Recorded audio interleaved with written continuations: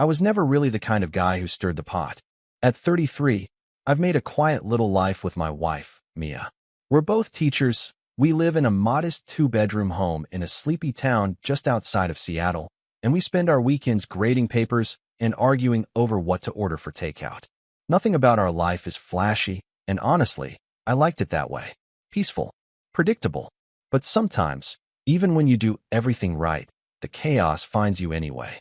And in my case, it started with a garden party and a glass of white wine in my mother-in-law's perfectly manicured backyard. Let me back up a little. My mother-in-law, Judith, is the type of woman who commands every room she walks into. She doesn't speak loudly. She doesn't have to. She's elegant, icy, and meticulous to a fault. She's always been polite to me, but in that way where you know she's silently evaluating every word out of your mouth, like she's scoring a figure skating routine. If you asked her, I'm sure she'd say she tolerates me. I'm not flashy, not rich, not a lawyer or surgeon like her friend's sons-in-law. Just a guy who loves her daughter, and I suppose that never quite made the cut. Mia has one sibling, her older sister, Lauren. And Lauren, well, she's everything Judith ever wanted in a daughter. She's loud, dramatic, thrives on being the center of attention, and somehow spins even the most mundane story into a Shakespearean monologue. She married twice, both times to guys with deep pockets and even deeper egos, and now floats between running some wellness brand and posting inspirational quotes on Instagram while sitting by infinity pools. Judith eats it all up like it's gospel. To her, Lauren is this glowing, golden figure who can do no wrong.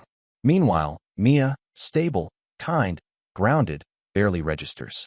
The first time I really noticed the imbalance was at Thanksgiving, 2 years ago. Judith had hosted at her house like she always does, setting out her antique china and giving everyone an assigned seat at the table like it was Downton Abbey. We'd all just sat down when she raised her glass and, out of nowhere, toasted Lauren for being the heart of this family. Not Mia, not her husband, who was elbow-deep in mashed potatoes trying to serve everyone. Just Lauren, who had spent the morning posting selfies with the turkey before showing up 2 hours late in a white silk dress. I remember the sting in Mia's eyes when that toast happened. She didn't say anything, just smiled weakly and sipped her wine. But that night, when we got home, she went straight to bed without a word. I lay there for a long time listening to her breathing, the silence between us heavier than anything Judith had said aloud. I kept telling myself it was just favoritism. Not everything needed to be a war. But over time, the comments stacked up. Little things. At Mia's birthday dinner, Judith gave Lauren a bracelet just because. When we announced we were trying for a baby, Judith smiled vaguely and changed the subject to Lauren's new skincare line. At one point, she actually asked Mia if she was planning to take time off work to focus on something more feminine, like nesting, while in the same breath praising Lauren for being so business-savvy and independent. The kicker, though, was what happened last spring. Judith owns 2 houses, her main home where all the parties happen, and a lake house that's been in her family for decades. We'd spent summers there when Mia and I first started dating, and she used to tell me how she dreamed of raising our future kids near that lake. It was her happy place. Ours, even. I didn't think much about the inheritance situation. We were never after anything. But one day, Judith hosted one of her garden parties, and that's when things shifted from cold shoulders to open declarations. I was helping her set up the dessert table, mostly because Mia had a migraine and was resting inside, when I overheard Judith chatting with a few of her friends. They were all sipping from their wine glasses, laughing that wine mom laugh, and one of them must have asked something about estate planning, because Judith, without hesitation, said, "Oh, both properties will go to Lauren, of course. She's the heart of this family, the backbone. It just makes sense." I froze. I wasn't meant to hear it, clearly, but she said it with this calm certainty, like it was already signed, sealed, and delivered. Like Mia didn't even factor into the equation. I pretended to focus on the lemon bars, but my hands were shaking. Later that night, I told Mia what I'd heard. She just sat there, hugging her knees to her chest on our couch, staring at the floor like she'd already known. Maybe she had. Maybe she'd known for years that her mother never truly saw her. But hearing it spoken aloud, so bluntly, hit a nerve I don't think either of us expected. We didn't bring it up to Judith. What was the point? She would have denied it, or worse. just nodded and said it was her decision to make. Still, something about that moment stuck with me. Like a splinter. It wasn't even about the property. It was about the message, you don't matter. You're invisible. But the universe has a funny way of tipping things sideways when you least expect it. And a few months later, something happened that none of us saw coming. Not even Judith. Because while she was out playing Queen of the Garden parties and rehearsing her next toast to Lauren, someone else was watching quietly from the sidelines. Someone with the power to flip the script. Her husband. Mia's father. And he had plans of his own. I wish I could say things simmered down after that garden party. That maybe Judith realized how much she'd hurt her daughter, or that we all started communicating better, like one of those miracle breakthroughs in family therapy. But no, things got worse. Subtler at first, like a slow poison, but worse all the same. And I think, looking back, Judith did it deliberately. Almost like she was testing how far she could push Mia before she snapped. It began with the lake house. That place was practically sacred to Mia. Her childhood summers were built around that cabin. Campfires on the dock, catching frogs in the reeds, her dad teaching her how to skip stones. I'd heard the stories so many times I could recite them myself. It was the one place that felt untouched by Judith's icy standards. But in late spring, Lauren started dropping hints in the family group chat, photos of home decor magazines, links to Pinterest boards with lake house inspiration, captions like future plans. Mia asked her directly what she meant, and Lauren replied like it was the most obvious thing in the world. Oh, Mom said I could start redecorating this summer. She wants it to feel more modern. Less, rustic bunkhouse chic. I watched Mia reread the message 3 times, like maybe she'd misunderstood. But she hadn't. Judith had never mentioned anything to her about the lake house changing hands, or being remodeled. Nothing. Just decided, quietly, that it would go to Lauren, and let her start ripping away Mia's memories one throw pillow at a time. When Mia called her mom about it, the conversation lasted under 2 minutes. Judith confirmed it plainly. Lauren has better taste. And she's the one who entertains guests. You never really use the place anyway. It was like someone kicked her in the chest. I found her curled up in the hallway after that call, eyes red, phone dangling in one hand. I sat with her for over an hour and didn't say a word. There wasn't anything to say. After that, we stopped going to the lake house entirely. Lauren and her husband Jason took over, of course. Posted filtered photos of their wine nights on the deck. Installed a fire pit. Got rid of the old rocking chairs on the porch that Mia's grandfather built by hand. Then came Judith's birthday in July. She threw a huge brunch at some fancy rooftop spot in the city. One of those places with $24 pancakes and complimentary valet parking that cost $20. Mia and I arrived early, like always, with a thoughtful gift we picked out together. A framed photo of Judith's parents, restored from an old black and white image we found in a dusty box of albums during a spring cleaning visit. Mia had even written a note explaining the story behind it. Judith barely looked at it. "Oh, that's sweet," she said, setting it aside without even reading the note. Then Lauren waltzed in 20 minutes late wearing sunglasses indoors and holding a gift bag from some designer brand. Judith lit up like it was Christmas morning. They hugged like they hadn't seen each other in years, even though they FaceTimed twice a day. Lauren's gift? A monogrammed silk robe. Judith paraded it around the table like it was a trophy. I saw Mia's fingers tighten around her mimosa glass. That day, I noticed something different in Mia. Not just sadness. There was this tightening behind her eyes, like a wire pulled taut. I recognized that look. It was the same one I had the day I overheard Judith dismissing her like a footnote. Things came to a head not long after that. Judith decided to host a legacy dinner. That was her actual term for it. A sort of pseudo-formal gathering where she'd go over her will and estate plans, so there would be no confusion. It sounded dramatic, but Judith was always theatrical when it came to appearances. She invited just immediate family, Mia, Lauren, their husbands, and their father, Harold. Now, Harold, he's a quiet man. Always has been. A retired engineer with a love for woodworking and black coffee. Judith steamrolled most conversations, and he let her. But he watched. I'd seen it. And something about the way he looked at Mia, soft, understanding, told me he saw more than he let on. Anyway, the legacy dinner. It was set up in Judith's dining room like a corporate presentation. She even had printed folders at each seat with some bullet-pointed outline inside. The woman could turn Sunday lunch into a TED Talk if you let her. She stood at the head of the table and launched into it like she was unveiling a new product. As you all know, she began, I've worked hard to build and maintain this family's legacy. It's important to me that my values are carried on. I saw Mia glance at me, nervous. I squeezed her hand under the table. Judith continued, outlining various small things, artwork, jewelry, china, most of which she'd earmarked for Lauren already. Then came the big one. As for the properties, she said, pausing dramatically, the main house and the lake house will both go to Lauren. Just like that. Mia didn't speak. Neither did I. Judith didn't even look our way as she said it, like we weren't in the room. But Harold looked directly at me, then at Mia. His eyes lingered. He didn't say anything, but something passed between us. A moment, an understanding. Lauren, of course, was beaming. Wow, Mom. I mean, thank you. I'll take good care of them, she said, practically preening. Judith raised her wine glass. To legacy, she said. I didn't toast. Neither did Mia. The days after that dinner were hard. Mia barely spoke. She still went to work, still graded her papers, still made dinner. But there was a heaviness to her movements, like she was underwater.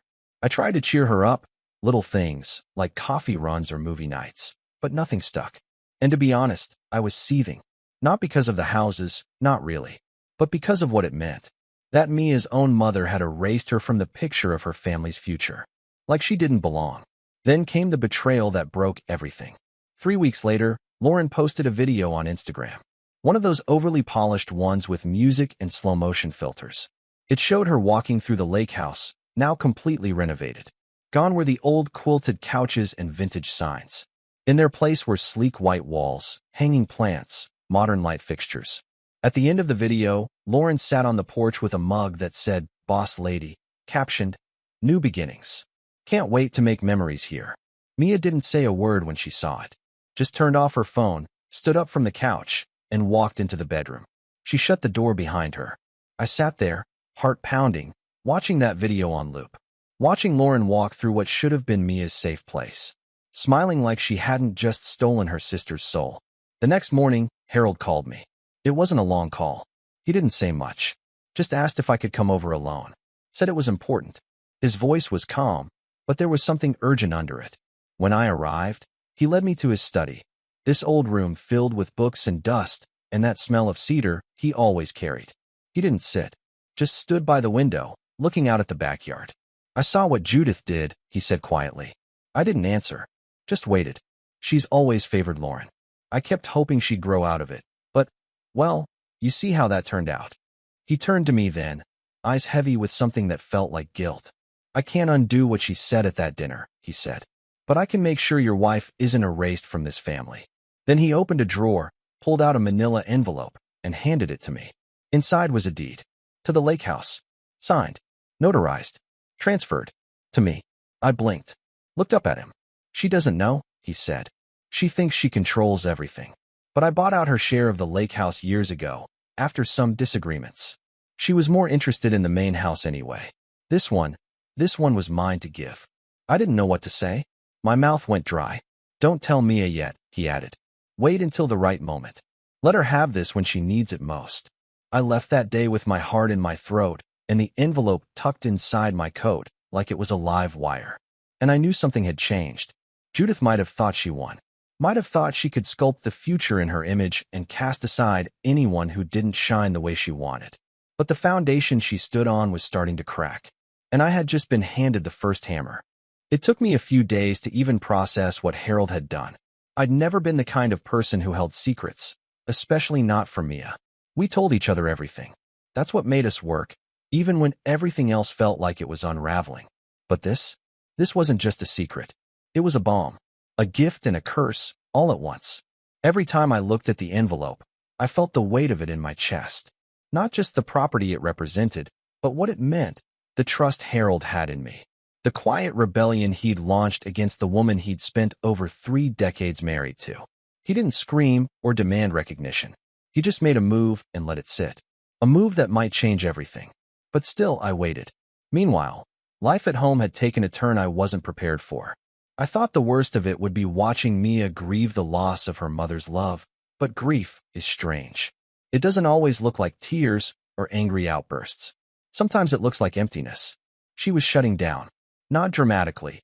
Not in the way Lauren would have made a whole saga out of it with 12 Instagram stories and a photo in black and white, but in that quiet, terrible way where she stopped humming when she cooked, stopped reaching for my hand while we watched TV, stopped arguing about whether we needed new curtains or not. The sparkle in her eyes was gone. I tried everything I could think of. Weekend getaways, cooking her favorite meals, even wrote her a letter one night and slipped it into her work bag, telling her how proud I was of her and how much I admired her strength. She never mentioned it. I found it a week later, still unopened, tucked in the side pocket under a granola bar. That was when I hit my own low point. It was late. Mia had gone to bed early again, without saying much. I was sitting alone on the couch with my laptop open, staring at our joint bank account, and for some reason, I just started thinking about all the things I wasn't. I wasn't the kind of man her mother wanted her to marry. I wasn't rich or powerful or charming like Jason, Lauren's husband. I didn't own a business or throw big parties. I was just a guy who taught English lit and believed in thank you notes and holding the door open for strangers. And somehow, that had never felt smaller than it did right then. That night, I sat outside on the porch with a blanket around my shoulders and a glass of cheap bourbon in my hand, watching the sky. I couldn't sleep. My mind wouldn't stop spinning. Not just about Mia or Judith or Lauren, but about myself, about who I was becoming, and whether I was just passively letting life happen to me. And I realized something kind of awful. I'd let Judith get to me. I'd internalized her judgments. I'd started believing, even subconsciously, that maybe I wasn't enough. That scared me more than anything. So I decided to do something about it. The next morning, I dug up an old notebook I'd used back in college when I first started teaching. It was full of half-finished essays, story ideas, and quotes I loved. At the very back was a list I barely remembered making. Things I want to do before I'm 40. Some of them were silly. Learn how to make the perfect lasagna, drive cross-country with no map, get a tattoo. But others were bigger. One in particular stood out. Write something real, something that matters. I didn't know exactly what that meant yet, but I knew it was time. I needed something that belonged to me. Something no one could strip away or devalue because it wasn't flashy enough. So I started writing again. Not for work, not for a blog, just for me. Late at night, when Mia was asleep, I'd sit at the kitchen table with a cup of tea and scribble out scenes. Short stories, personal essays, little fragments of things I didn't even know were inside me. And slowly, piece by piece, I began to feel like myself again. Not the version of me that felt judged or dismissed, but the one who used to dream about writing books and having his own name on a spine someday. One night, I showed Mia one of the stories. I almost didn't. I was scared it would just bounce off her like everything else lately. But she read it, and when she finished, she looked up with tears in her eyes. "This is beautiful," she whispered. It was the first time in weeks that I saw her really look at me. From there, things didn't magically fix themselves, but something shifted. Mia started coming to the table again, literally and metaphorically. We had coffee together in the mornings. We took walks after dinner, even if we didn't talk much. And one night, as we sat by the fireplace reading side by side, she reached over and took my hand like she used to. "I've been trying so hard to pretend it doesn't matter," she said quietly. "But it does."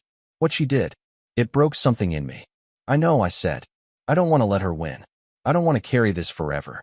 "You don't have to," I said, feeling that envelope burning a hole in my desk drawer upstairs. But still, I waited. The thing about rebuilding is that it's slow. You don't wake up one day with a new foundation. You lay it brick by brick, sometimes undoing the crooked ones and starting over. But I was laying bricks. I started submitting my stories to literary journals. Got a couple of polite rejections, one glowing almost, and then, finally, a short piece published in a small online magazine. It didn't pay anything, but it meant something. Mia printed it out and pinned it to the fridge. "You're a published author now," she grinned. And for the first time in a long time, I believed her. Around that same time, Judith announced she was throwing another family dinner. She said it was to celebrate Lauren's big business milestone, some podcast deal or new skincare line expansion. I didn't keep track, but something about the timing made my stomach tighten. I couldn't shake the feeling that this dinner wasn't just about celebrating Lauren. Judith was planning something. She always was. Sure enough, the invitation came with a note. It will also be a good time to formally discuss any final updates to the family estate, just so we're all aligned. I knew what that meant. Judith was going to make it official, put it on paper, hand out copies, probably, make a spectacle of it so no one could question her decisions later. I showed the note to Mia. She stared at it for a long time, then said, "I don't want to go." "You don't have to," I said, but I could see the war in her eyes. The part of her that wanted to walk away clean versus the part that needed to stand in that room and be seen, even if it hurt, even if it was just to remind herself that she existed. "I need to," she said finally, "even if it's just once." I nodded. We spent the next few days in a weird limbo, going through the motions of life while quietly dreading what was coming. But I wasn't just waiting anymore. I was preparing, because Harold had given me the deed weeks ago, because Mia was stronger than Judith would ever understand, and because sometimes the most powerful revenge isn't loud or cruel. It's simply showing up when they think they've erased you. So I pulled the deed out of my desk. I made copies. I placed them in a neat folder and tucked it into my jacket pocket. And as the day of the dinner approached, I kept thinking about how we'd walk into that room together, calm, quiet, steady, while Judith had no idea what was about to hit her. She thought this dinner would be the final stamp on her carefully crafted legacy. But she forgot one thing. The heart of a family isn't something you choose. It's something that shows up even after you try to bury it. And the moment she tried to erase Mia from her story, that's the moment she started losing control of the narrative. I didn't sleep much the night before the dinner. It wasn't nerves, exactly. It was something colder, heavier, like standing at the edge of a cliff, knowing full well the fall would hurt, but finally having the parachute to control the descent. For the first time in months, I wasn't walking into that house defenseless. I wasn't just someone's son-in-law or the quiet teacher in the corner. I was the man holding the real legacy of Judith's so-called empire, and she didn't have a clue. I sat at the kitchen table long after Mia had gone to bed, reviewing the folder I'd prepared. I'd made 2 crisp copies of the deed, both clearly showing that Harold had transferred ownership of the lake house to me. Not to Lauren, not to the heart of the family. To me, the man she'd dismissed, disregarded, and quietly tried to erase. Each time I read it, I could feel a storm building in my chest. It wasn't anger. I'd moved past that. It was something more focused, like watching the final piece click into a lock that had been jammed for years. I wasn't planning some dramatic explosion. This wasn't about vengeance for the sake of pain. It was about truth, about Mia, about reclaiming something that should have never been taken in the first place. And for that, timing mattered. Judith's dinner was scheduled for 6 p.m. sharp. Of course, everything she did was sharply scheduled. She'd sent an itinerary in the group chat, a literal breakdown of the evening. 6 o'clock, cocktails on the patio. 6:30, dinner served. 7:15, estate presentation and announcement. 7:30, dessert. I could practically hear her voice in the bullet points. I knew 7:15 was the moment. That was the window. She would unveil her plans, pass around some smug little packets, maybe even toast Lauren again. And that's when I'd make my move. But this wasn't just my plan. I had someone else on my side, the one person Judith always underestimated. Harold. He'd called me again a few days before the dinner. It was brief, as usual, just enough to let me know he was still on board. "I'll be there," he said. "Let her say what she wants. We'll wait." That was all I needed to hear. He didn't want theatrics. He didn't want a war. He just wanted fairness. Quiet justice. And so did I. When the day finally came, I dressed with more care than I usually did. Nothing fancy, just a navy blazer, a white shirt, dark jeans, and my cleanest pair of boots. I tucked the folder inside the inner pocket of my jacket like it was a weapon. A truth bomb, locked and loaded. Mia looked radiant, but distant. She wore a soft maroon dress I hadn't seen in years, one she used to wear to job interviews back when she was first applying to schools. It was a strong color, bold, but her eyes were still guarded. "Are you sure you're okay with this?" I asked her as we stood by the front door. She didn't answer right away, just looked down at her hands, then back up at me. "I'm not going for her," she said. "I'm going for me." I nodded. "Then let's go." The ride to Judith's house was quiet. We passed familiar neighborhoods, places we'd driven through 100 times over the years. It felt strange, surreal, like we were headed towards something final, not a dinner, but a verdict. When we arrived, the driveway was already lined with high-end cars. Jason's sleek black SUV was parked front and center, and Lauren's luxury crossover, wrapped in a hideous matte rose gold, was taking up 2 spaces naturally. Judith's house looked the same as ever, pristine, curated, emotionally sterile. The kind of place where no one ever really lives. They just exist to impress guests. We rang the bell. The door swung open almost immediately. "Darling," Judith greeted us with a wide smile, her eyes quickly scanning our outfits. "You both look so polished." The compliment sounded like it was dipped in mild surprise. "Thanks for having us," I said coolly. She led us inside, pointing toward the back patio where cocktails were being served. The air smelled like rosemary and overpriced cheese. I spotted Lauren right away, perched on a cushioned lounge chair, laughing just a little too loud. Jason was next to her, talking stocks with some other in-law I didn't recognize. Harold wasn't outside yet. I could feel Mia tense beside me as Judith led her toward the group. I watched her switch into her polite daughter face, nodding, smiling, asking Lauren about her podcast numbers as if she hadn't just cried herself to sleep last week watching old lake house videos. I stayed near the bar cart, pretending to sip a whiskey neat. My eyes scanned the room, my mind counting down. 6:10, 10 minutes in. Judith floated from guest to guest like a CEO at a company retreat. She wasn't wearing a crown, but she may as well have been. At 6:30 sharp, she ushered everyone inside. Dinner was served in the same dining room where she'd held her legacy toast the year before. Long oak table, silver candlesticks, place cards with handwritten names. We were seated directly across from Lauren and Jason. I made conversation with Harold, who'd slipped in during cocktails and greeted me with a simple nod. His eyes, as always, said more than his mouth ever did. Dinner passed in a blur. Roasted duck, wild rice pilaf, steamed asparagus, elegant and tasteless. Judith kept the conversation flowing, steering it carefully between topics that orbited Lauren like satellites.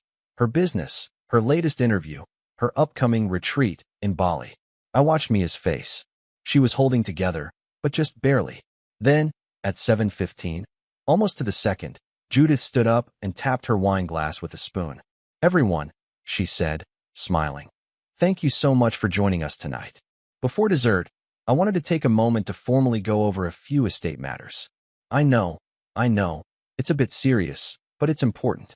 She turned toward the side table and picked up a stack of white folders, neatly labeled. Mia sat up straighter. I felt her hand slide into mine under the table. I gave it a gentle squeeze. Judith passed the folders out one by one, explaining as she went. "These are updated documents outlining my estate plan. I've spoken to my attorney and made everything as clear as possible to avoid confusion." Lauren was beaming. Jason looked smug. Harold sat still, hands folded. "And of course," Judith continued, "as many of you know, the main house and the lake house will go to Lauren. She's shown such dedication to family, and she's the one truly carrying on our traditions." Mia's grip on my hand tightened. I saw Harold shift slightly in his chair. "Not much, but enough. And I know this might surprise some of you," Judith added, her voice softening in a faux humble way, "but I've always followed my heart when it comes to these decisions. And my heart tells me that Lauren is the true legacy of this family." She smiled at Mia, not apologetically, but almost pitying. That's when I reached inside my jacket. I pulled out the folder, set it calmly on the table. "I have something I'd like to add," I said. All heads turned to me. Judith blinked. "Corey, this isn't." I held up a hand. Not rudely, just firmly. "I won't take much time. But since we're all discussing transparency and legacy." I slid the folder across the table to Mia. She looked at me, confused. I nodded once. She opened it. Her eyes scanned the page. And then again. And then they widened. She looked at me, then at her father. He gave her the smallest smile. "What is this?" Judith demanded, voice clipped. Mia's voice shook as she read it aloud. It's the deed. To the lake house. Transferred to Corey. Weeks ago. Signed by Dad." The silence that followed was suffocating. Judith's jaw tightened. Her posture stiffened. That's not possible," she said sharply. "Harold, what is she talking about?" Harold didn't look at her. He looked at Mia. "You were always meant to have it," he said quietly. "I just made sure of it." Lauren shot up from her seat. "Wait, what?" "That's my lake house." "You said, Mom, you said." "I said what your mother told me to say," Harold said simply. But I kept my name on that deed for a reason. And now it's Corey's. Judith's voice cracked, just once. You went behind my back. I protected our daughter, he said. Something you stopped doing a long time ago. The storm hadn't fully hit yet, but the clouds had cracked. And for the first time in years, Mia wasn't shrinking under Judith's gaze. She was rising.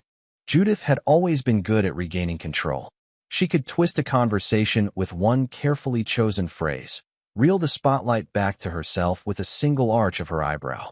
But that night, for the first time I'd ever seen, she was scrambling. The room was dead silent as the truth hung in the air, thick, electric, undeniable. Judith's face was pale, but her voice snapped like dry ice. You went behind my back, she hissed at Harold again, her tone sharper now, more brittle. Harold didn't raise his voice. He didn't even look ashamed. He just leaned back in his chair, his gaze steady and calm, and said, You stopped listening a long time ago, Judith. So I stopped asking. Lauren stood frozen beside her chair, her hands twitching like she didn't know what to do with them.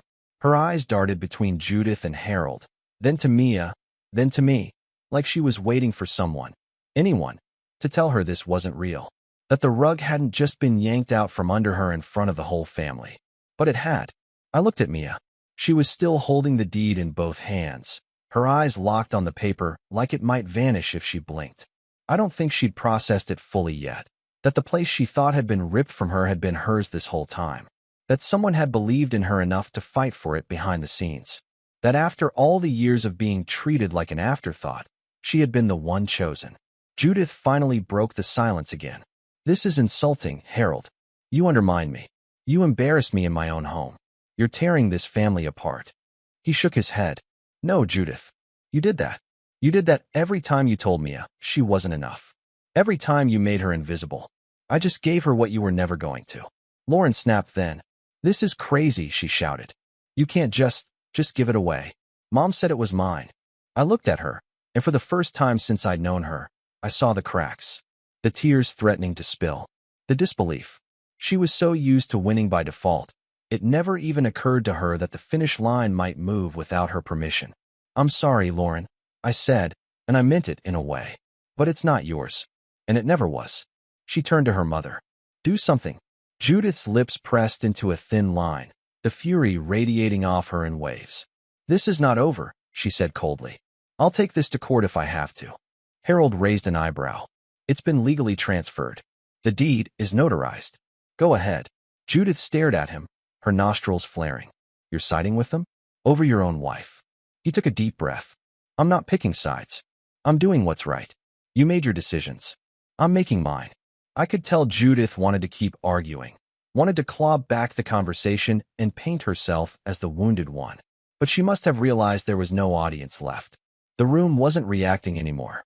Even Jason, who'd been so smug earlier, was looking down at his plate like he wanted to melt into it. And Mia, oh Mia, she stood up, slowly, carefully, like a weight had lifted from her shoulders. And when she spoke, her voice was clear, calm, almost too calm. I've spent my whole life trying to be seen by you, she said to her mother. I thought if I worked hard enough, stayed quiet enough, made myself small enough, maybe one day I'd be enough for you. Judith opened her mouth, but Mia kept going. But I realize now, you were never going to see me. Not really. You only see what reflects back at you, and I stopped reflecting you a long time ago. Mia, Judith said, stepping toward her. This isn't about. Mia held up a hand, and Judith froze. No more speeches. No more toasts. No more pretending like I'm lucky just to be invited to your table. She looked around the room, then back at Judith. You've spent years building this perfect picture of a family, but it's fake, and I'm done being a prop in your play. Then she turned to Harold, her voice softening. Thank you, Dad, for seeing me, for this. He gave her a small smile. I should have done more. Sooner. Mia stepped back, took my hand, and looked at me like she finally saw the version of herself I'd always seen. Strong, steady, worthy. We left after that. No dessert. No final toast. No apologies. Just the sound of Judith calling after us, her voice brittle and hollow, as we walked out the front door together. Outside, the night air was cool against my skin, crisp and clean. I could feel Mia's hand trembling in mine, but she didn't let go. We got into the car. sat there for a long moment in silence. Then Mia laughed. It wasn't loud, just a small, incredulous laugh, like she didn't quite believe any of it had happened. I keep waiting for her to come running out and demand the house back, she said. She can try, I replied, reaching into my pocket and pulling out a second copy of the deed. But it's ours. She looked at it again, then at me. I didn't know he'd do that, she whispered. I didn't think anyone would ever choose me over her. I leaned over and kissed her forehead. You didn't have to be chosen. You were already enough. She nodded, blinking fast. I want to go to the lake house, she said suddenly. Right now. So we did. We drove through the night, headlights carving through the darkness like we were chasing something sacred. By the time we got there, the moon was high over the water, casting everything in silver.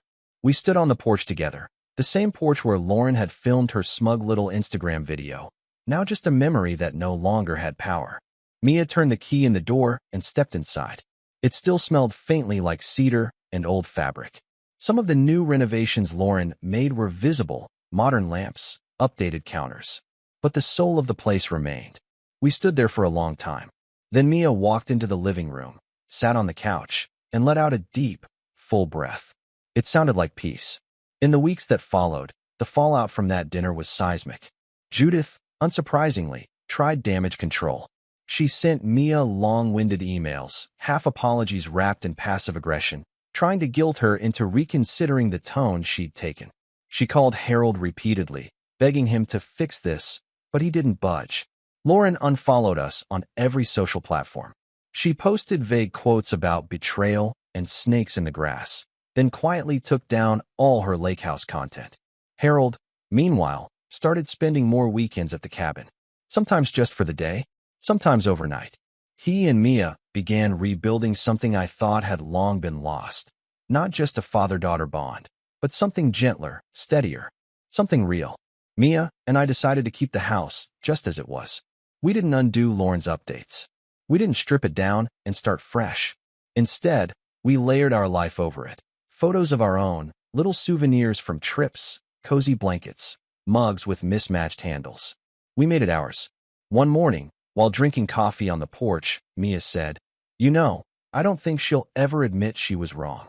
"I know," I said, "but that doesn't matter anymore." And she was right. The revenge hadn't come from cruelty. It didn't need shouting or grand gestures. It came from reclaiming what was stolen, from stepping back into the light, from proving to everyone, including ourselves, that being overlooked doesn't mean being lesser. That quiet strength is strength. And that being the heart of the family doesn't mean making the most noise. It means being the one who keeps showing up, no matter how many times they try to write you out of the story. And as the sun rose over the lake, warming the old wooden planks beneath our feet, I realized something simple and powerful. We weren't just the footnotes anymore. We were the authors now. And this time, we were writing the ending.